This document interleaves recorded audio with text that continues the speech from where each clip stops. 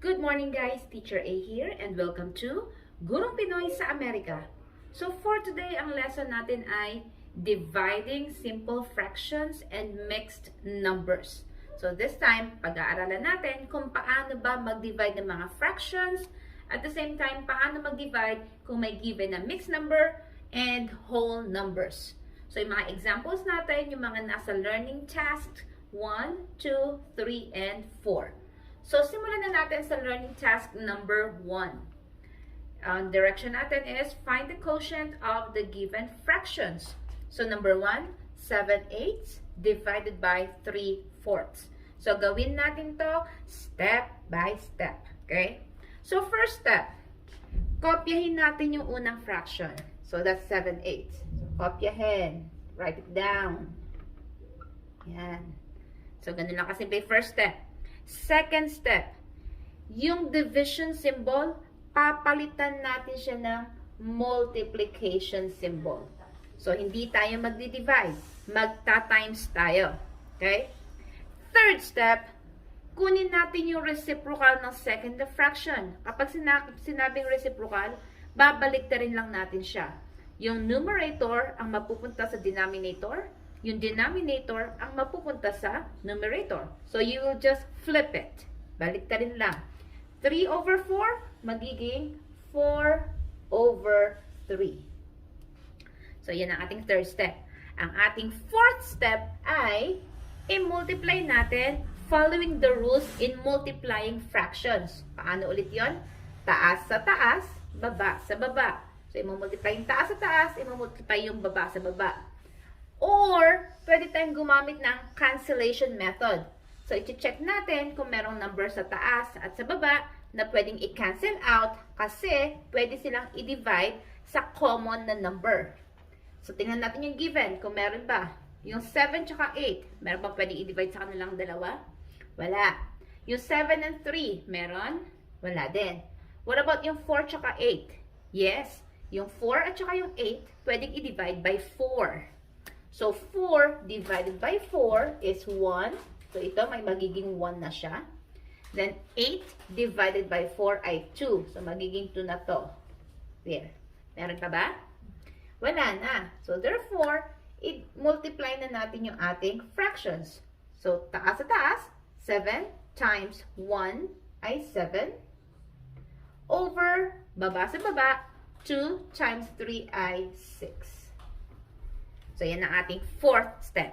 Ang ating last step, i-reduce natin sa lowest term or i-simplify natin yung ating answer. Kapag ang number sa taas ay mas mataas kaysa sa nasa baba, improper fraction ang tawag doon, i-divide natin para ma-simplify. So, 7 divided by 6, ilan bang 6 meron sa 7? Siyempre, isa lang. So, 1 times 6 ay 6. Alisin natin yung isang 6 sa 7, may matitirang isa. So, paano natin isusulat to? So, or, yung ating quotient, yun yung magiging whole number. Yung remainder, yun yung magiging numerator. And then, yung divisor, yun yung ating still denominator. Okay? So, therefore, ang final answer natin ay 1 and 1/6. Okay. So, eto ang ating sagot. So, ganun lang kasimple mag-divide ng fractions. Next, number 2. Susundin din natin yung steps na ginawa natin sa number 1. 5/12 divided by 1/60. So, first step ulit, kopyahin yung unang fraction na 5/12 or 5/12. Yan. Second step, yung division symbol, gagawin natin multiplication symbol. And then, third step, get the reciprocal ng pangalawang fraction natin. So, 1/60, i-flip natin, magiging 60/1. Okay? Binaliktad. And then, fourth step, i-multiply natin using cancellation method. Sa 5 and 12, meron bang pwedeng i-divide? Wala. Si 60 tsaka si 12 meron? Yes. They can be divided by 12. So, 60 divided by 12 is 5. 12 divided by 12 is 1. Yan. So, ngayon, pwede na natin i-multiply yung ating fractions. Taas sa taas, baba sa baba. 5 times 5 ay 25. Over 1 times 1 ay 1. So, pwede natin i-simplify. Yes, yun ang ating last step. 25 divided by 1 is equal to 25. So, therefore, ang ating final answer ay whole number, which is 25. Okay? So, ganun lang kasimple. Let's move on sa ating learning task number 2. Paano naman kung ang i-divide natin ay mixed numbers? So, learning task number 2, ang direction is find the quotient of the given fractions. So, again, yung mga given natin ay mga mixed numbers. So, paano natin iso-solve to?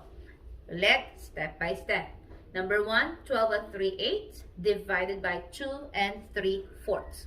So, first step natin, bago tayo mag-divide or mag-multiply, is i-change natin yung mga mixed number natin into improper fractions. So, paano yun? Sa pag-change ng mixed number sa improper fractions, i-multiply yung whole number sa denominators, and then i-add yung mga numerators. So, isa-isahin natin to. So, yung first mixed number natin, 12 times 8 is 96, plus 3 is 99. So, we have 99. Over, kopyahin pa rin natin yung ating denominator. Hindi siya magbabago. Then, kopyahin yung division symbol, kasi hindi pa naman tayo nagsusolve. Yung 2 and 3/4 into improper. 4 times 2 is 8. Plus 3 is 11. Over, kopyahin yung original na denominator, which is 4. Yan. So, yan ang first step kapag yung given ay mixed numbers. Next step, yung katulad ng ginawa natin sa learning task number 1. So, anong gagawin? Kopyahin ang first fraction. We have 99, then over 8. And then, after that, yung division symbol, magiging times or multiplication symbol. And then, yung susunod ay kukunin natin yung reciprocal ng ating second fraction. If i-flip natin, babalik ta rin natin. 11 over 4, magiging 4 over 11. Okay. 4, then over 11. There you go. Next step, i-multiply na natin. Gagamit tayo ng cancellation method para hindi masyadong malaki yung numbers. So, ano yung mga numbers sa taas at sa baba na merong common na number na pwedeng i-divide? So, si 99 at saka si 11, pwede siyang i-divide by 11. So, 11 divided by 11 is 1. 99 divided by 11 is 9. And then, si 4 tsaka si 8, pwede rin i-divide by 4. So, 4 divided by 4 is 1. 8 divided by 4 is 2. Yan. Next, wala tayong pwedeng i-cancel out. I-multiply na natin. Taas sa taas, baba sa baba. 9 times 1 is 9 over 2 times 1 is 2. Final answer? Hindi pa. Kasi mas malaki yung taas o improper siya. So, kailangan natin siyang i-simplify by dividing. So, 9 divided by 2. Ilang 2 meron sa 9? 4. 4 times 2 is 8. Alisin yung 4 na 2. 9 minus 8 is 1. So, therefore, ang final answer natin ay yung quotient na 4, yung whole number natin. Yung remainder ang magiging numerator over yung divisor, yung magiging denominator. So, therefore, ang final answer natin sa ating example number 1 is 4 and 1/2. Okay? So, move na tayo sa example number 2. Okay, number 2, ang given natin ay 9 and 2/5 divided by 1 and 3/10. So again, since mixed number ang given natin, i-change natin yung mixed number natin into improper fractions by i-multiply yung whole number sa denominator. Kung ano magiging sagot, i-add yung numerator. So, dun tayo sa unang fraction. 5 times 9 is 45, plus 2 is 47. We have 47 over yung original na denominator, kopyahin, 5. Then, kopyahin si divided by division symbol. Next, yung second fraction into improper. 10 times 1 is 10 plus 3 ay 13 over, kopyahin nyo nasa ilalim, which is 10. Yan. So, na-change na natin. This time, gawin na natin yung division of fraction following the rules yung ginawa natin kanina. So, again, first step doon ay kopyahin yung first na fraction. 47 over 5. And then, instead na division symbol ang susulat natin, multiplication symbol, times. Then after that, yung susunod na fraction, get the reciprocal. I-flip natin, 13 over 10, magiging 10 over 13. Yan. Next, i-multiply natin. Use cancellation method. Anong number yung pwedeng i-cancel out? So, yun, kita na natin siya. Si 5 tsaka si 10, pwedeng i-divide by 5. 10 divided by 5 is 2. 5 divided by 5 is 1. And then after that, i-multiply na natin. So, 47 times 2 is 94. Over 1 times 13 ay 13. Final answer? Not yet. I-divide natin yung numerator sa ating denominator. So, we have 94 divided by 13. So, divide natin. 94 by 13. Ilang 13 meron sa 94? That's 7. Check natin yung 7. So, 7 times 3 ay 21. Carry 2. 7 times 1 ay 7. Plus 2 is 9. There. Then, subtract natin. 94 minus 91 is 3. Now, paano natin isusulat to as our final answer? Yung quotient na 7, yung whole number. Yung ating remainder as our numerator. Over, still, yung ating denominator, yung ating divisor, 13. Therefore, ang sagot natin sa number 2 ay 7 and 3/13. Ganun lang siya kasimple. Okay? Next, learning task number 3 ay mga word problems. Application ng division of fractions and mixed numbers sa real world. Paano yun? Example number 1. So, learning task number 3, ang instruction ay solve, solve the given problems. Okay? Number 1. A cook has 2 3/4 pounds of ground beef. How many quarter-pound burgers can he make? So, meron daw siyang 2 3/4 na ground beef. And gagawa siya ng burger wherein ang kada patty ng burger ay quarter. So, kapag sinabing quarter, sa fraction, that is 1/4. Okay? So, parang tinatanong dito, ilang 1/4 ba meron sa 2 3/4? So, ilang patties ang magagawa natin dito sa given na ground beef? So, again, ang operation natin ay division. So, we have here 2 3/4 divided by 1/4. Kasi kailangan nating malaman kung ilang 1/4 meron sa 2 3/4. So, since ang given natin ay mixed number, therefore, ang ating first step ay i-change natin siya into improper fraction. Paano ulit? I-multiply ang whole number sa denominator, i-add sa numerator. So, 4 times 2 is 8, plus 3 is 11. So, we have 11 over 4, and then divided by, kopyahin natin si 1/4. Okay? Now, divide na natin yung fraction following the rules in dividing. Ano ba yung mga rules ulit? First step, kopyahin yung first nating fraction, which is 11 over 4. And then, ang susunod na step, yung division symbol, papalitan ng multiplication symbol. And then, ang third step, yung 1/4 natin, yung second fraction, if i-flip natin, get the reciprocal, 1/4 magiging 4/1. Then after that, i-multiply.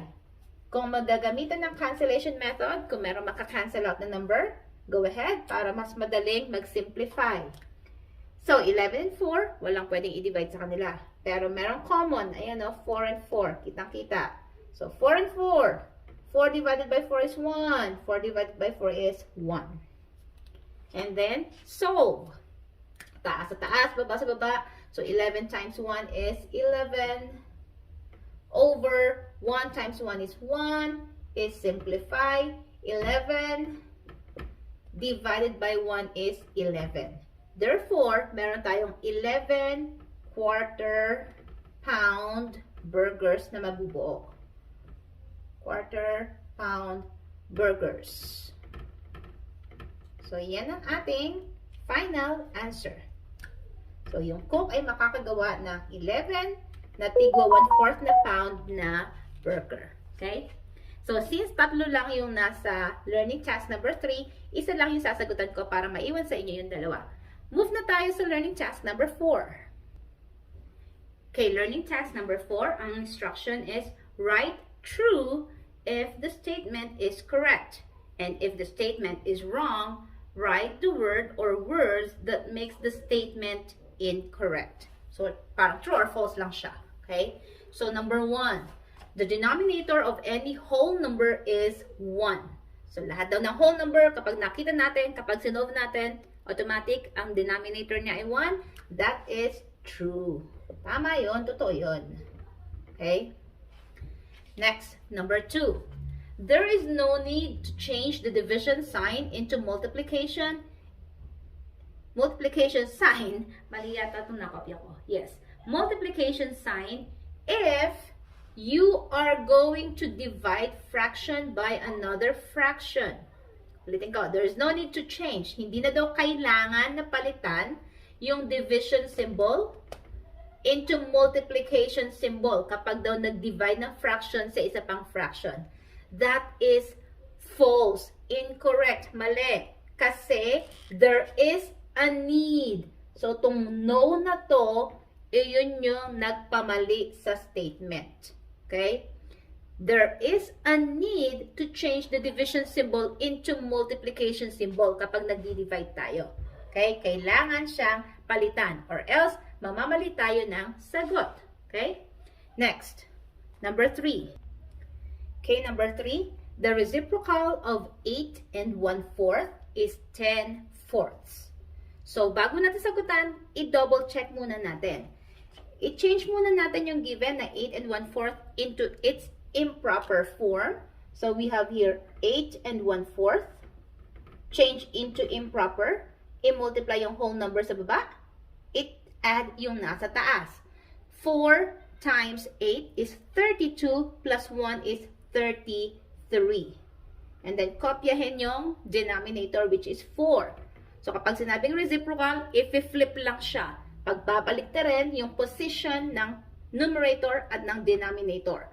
So, ang reciprocal ng 33 over 4 ay 4 over 33. Okay? So, therefore, number 3 is incorrect at ang nagpamali ay ito. It should be 4 over 33. Okay? So, number 4, the last one. The product of 3/4 and another fraction is 5/4. The other fraction is 3/5. So, dito, ang product daw ng 3/4 at saka na isa pang fraction is 5/4. So, para makita yung missing na fraction, so it's like 3/4 times blank is equal to 5/4. So, para ma-solve natin to, you will do the opposite operation. Para lang siyang 2 times what is equal to 6. Para ma-solve to, i-divide natin si 6 by 2. So, 6 divided by 2, the answer is 3. So, ganun din ang gagawin dito. So, 3 times blank is 5/4. So, para makuha to, i-divide natin sila. Yung product dito divided by yung one of the factors. So, divide natin. And check kung 3/5 ang makukuha natin. So, we have here 5/4 divided by 3/4. Dito natin yung step. Yung step ay, kopyahin nyo first the fraction, which is 5/4. Second step, instead of division, gagawing multiplication. Third step, kunin yung reciprocal ng second the fraction, 3/4, magiging 4/3. Fourth step, isolve. Check natin kung may makakancel tayo. Ayun, no? Si 4 and si 4, pareho sila. 4 divided by 4 is 1, 4 divided by 4 is 1. Then multiply. 5 times 1 is 5. 1 times 3 is 3. Pareho ba? No. So, ang nakalagay dito sa given is 3/5. It should be 5/3. So, therefore, this is incorrect kasi mali itong 3/5. Okay? It should be 5/3. So, again, bago ko magpaalam sa inyo, shout out muna sa lahat ng taga-Limay Bataan kasi taga dun ako. And sa lahat ng mga nagsasubscribe, maraming salamat. Patuloy na nadadagdagan yung ang members ng ating community. And a huge shout out kay Ate Cheryl. I forgot the last name. Kasi siya yung lagi nagpapadala sa akin ng mga copies ng module. So, kayo din, yung mga members ng ating community, if ever na meron kayong gusto na gawin kong video, kindly send me yung copy ng inyong module, yung learning task 1, 2, 3, 4, para iyon ang gagawin natin next time. Okay? So, again, maraming salamat. See you on my next video. Paalam!